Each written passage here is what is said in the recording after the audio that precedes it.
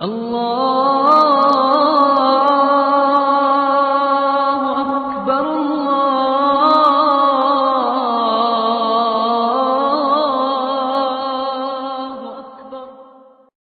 ایک وفد آیا تھا انگلستان سے عیسائی مشنریوں کا، اور ان کو یہاں ہندوستان میں ٹاسک دیا گیا کہ تم لوگوں کو عیسائی بناؤ۔ تو یہاں انہوں نے کچھ دیر کام کیا اور ان پر اس زمانے کے اندر لاکھوں روپے خرچ ہوئے، تو واپس جا کے جب ان سے رپورٹ لی گئی کہ تم نے کتنے لوگوں کو عیسائی بنایا، تو انہوں نے کہا ایک کو بھی نہیں بنا سکے۔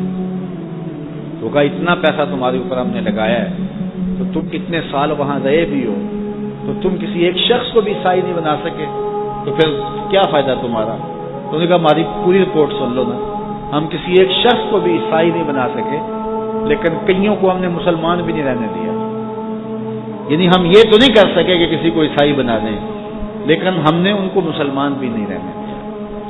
اب کتنے لوگ ہیں جو درمیان میں معلق ہو گئے، مذہب میں رہتے ہوئے بھی مذہب بیزار، دین میں رہتے ہوئے بھی دین بیزار۔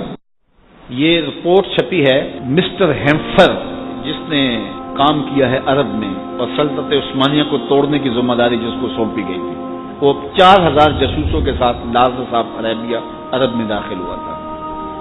تو جب اس کو یہاں بھیجا گیا عرب میں، تو اس کو جو کام دیا گیا کرنے کا، ذرا غور کیجئے چالیں کتنی باریک ہوتی ہیں۔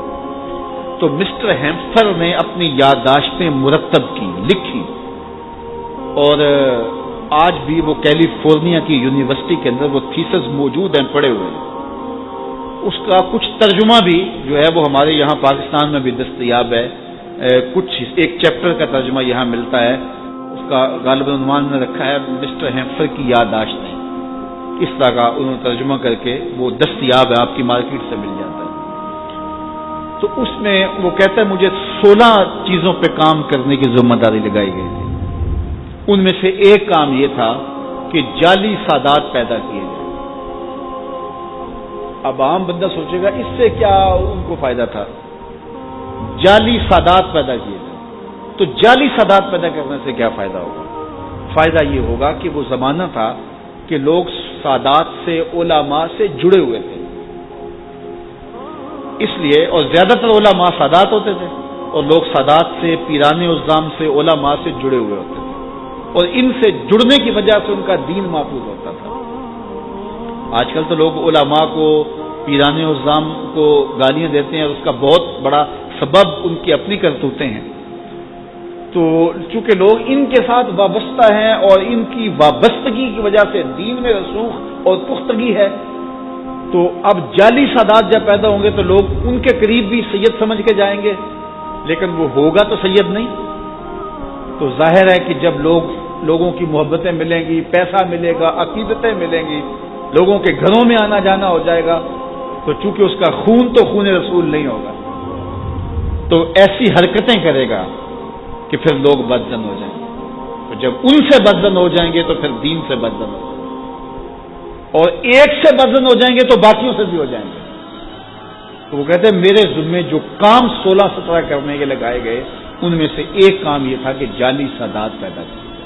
یہاں بر صغیر کے اندر جب انگریز آیا تو اس نے دیکھا کہ یہاں کے علماء پگڑی باندھتے ہیں، اوپر شملہ ہوتا تھا یا ازبا یا جس طرح مختلف سٹائل پگڑی کے ہیں، اور یہاں کے جو سرداران قوم تھے وہ بھی باندھتے تھے، یہاں پنجاب کا کلچر بھی تھا۔ اب وہ کہے آ کے حکم نامہ دے دے کہ پگڑیاں اتار، ایک دینی ایشو، مسلکی اور مذہبی ایشو ہے، اٹھ جائے گا، اس کے لیے مشکلات کھڑی ہوں گی۔ اس نے بالکل کسی کو نہیں کہا کہ پگڑی اتارا۔ اس نے کیا کیا کہ یہ جو سنتری تھے ان کو کلا بندوا دیا، جو باجے بجانے والے تھے ان کو کلا بندوا دیا، جو ڈھول بجانے والے تھے ان کو پگڑی پہنا دی۔ شادی کا موقع آیا تو جو بیرے سے کھانا تقسیم کرتے تھے ان کو پگڑیاں بندوا دی۔ اب مجھے بتاؤ، ایک شادی میں بیروں نے پگڑیاں باندھی ہوئی ہے، باہر جو سنتری کھڑا اس نے پگڑیاں باندھی ہے، اب کوئی مہمان یا عالم یا کوئی سردار پگڑی باندھ کے آتا ہے تو اس کا شمار تو ان کے ساتھ ہوگا، تو وہ محسوس کرے گا کہ یہ میری حد تک ہے، دوبارہ ایسی تقریب میں آئے گا وہ پگڑی اتار کے آئے گا۔ تو یہ ایک منصوبہ تھا جو ہے وہ اسلامی شعار چھیننے کا۔ اس طرح کتنے کام کیے، اگر آپ دیکھیں ان 90 سالوں کے اندر وہ ہمارے ساتھ کر کیا گئے، اور ہمارا کلچر برباد کر گئے، ہماری تہذیب لوٹ گئے، اور سینے حب رسول سے خالی کرنے کی سازش کرتے گئے، اور کیا کچھ انہوں نے کیا۔ یہ تو اللہ کا کرم ہوا کہ اللہ نے کچھ لوگوں کے دل میں ڈال دیا کہ ان سے جلدی جان چھڑائی جائے، اور وہ 90 سال کے اندر یہاں سے چلے گئے۔ اگر اور کچھ جو ہے وہ ہوتا تو کچھ باقی نہ بچتا۔ اب وہی کام ہمارے میڈیا کے ذریعے سے کیا جا رہا ہے۔ علماء کو اداکار بنایا جا رہا ہے، اداکاروں کو علماء بنایا جا رہا ہے۔ مجھے بتاؤ اس کا کیا مطلب ہے؟